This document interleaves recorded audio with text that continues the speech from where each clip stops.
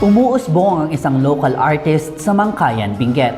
Ang kanyang mga obra, tampok sa cafe na binuksan niya sa bayan. Silipin ito sa report ni Jonalyn Ponciano. Hindi lamang kilala ang bayan ng Mangkayan sa Benguet bilang copper town ng Pilipinas. Bukod sa mga nagagandahang mga lugar na maaring mabisita, pugad din ito ng mga malikhain. Sa tahimik ngunit masayahing barangay ng poblasyon dito sa Mangkayan, makikita itong cafe na tila babuhay na sining. Sa makukulay nitong pader at mga artworks nito, sino bang hindi mabibighani rito? Ang mga obrang ito ay gawa ng isang local artist mula rin sa bayang ito.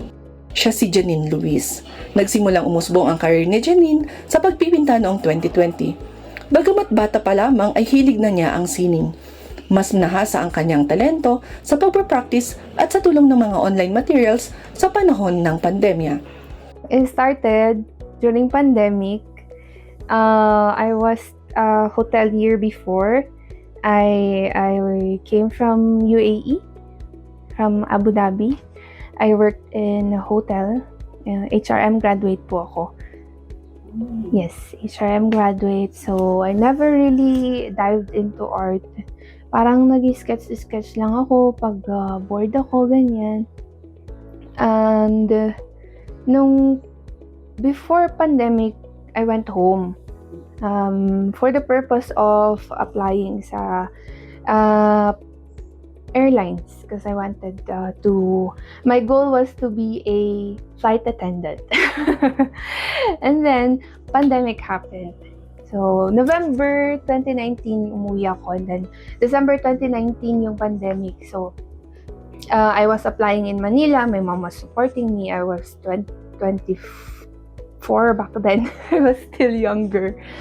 Tapos, nagka-pandemic. So, I was stuck here. Home.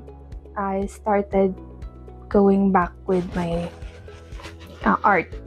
So, I decided to try painting. I decided to YouTube YouTube University. So, I practiced painting and then I posted it online.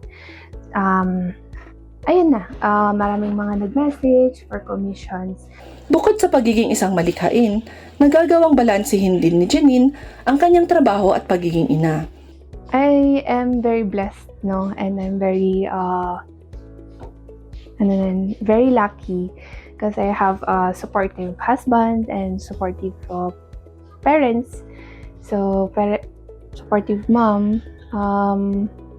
For now, we balance everything with my husband. So, at least na-manage namin na maiwan yung cafe. We have trained staff naman. So, binabantayan niya si Max if I paint, ganyan. And also when I bake, so siya yung nag-aalaga sa baby namin. Sa lagpas 6 na taon na pagpipinta ni Janine at sa dami ng kanyang mga naging kliyente, mapalokal at national, payo nito sa mga kapwa niya artist na hindi pa huli ang lahat upang ituloy ang passion sa arts. No matter what life, kung saan ka man dalhin ng buhay mo, if it's really your passion, it will find you. Yun yung para sa akin. So, ang advice ko lang sa iba is, it's never too late. Nakikibahagi rin si Janine sa mga trade fairs ng Department of Trade and Industry para sa mga micro, small and medium enterprises kung saan nabibigyan siya ng pagkakataon na maibida ang kanyang mga gawa. Umaasa rin ito ng mas malawak pang suporta para sa mga malikhain, lalo na't naniniwala siya na marami ring mga batang artist sa kanilang lugar. Mula rito sa Benguet, Jonalyn Ponciano para sa PIA News Cordillera.